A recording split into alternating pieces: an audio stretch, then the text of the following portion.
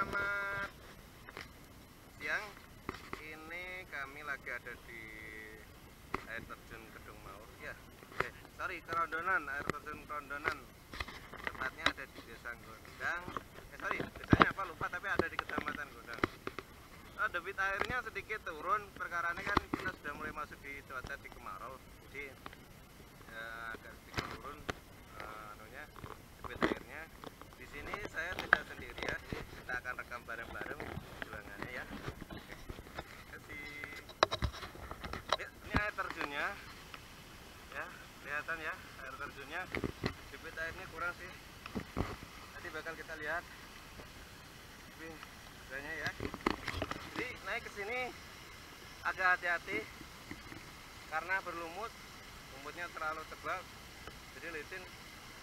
Jadi nanti kita harus hati-hati naik ke sananya ya.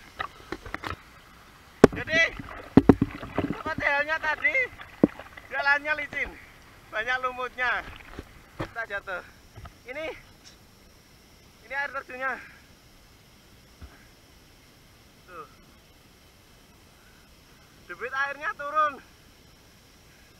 Seharusnya di sini kita bisa lihat 2 sampai 3 air terjun, tapi karena debit air turun sehingga 2 yang paling banyak airnya ada di satunya ya.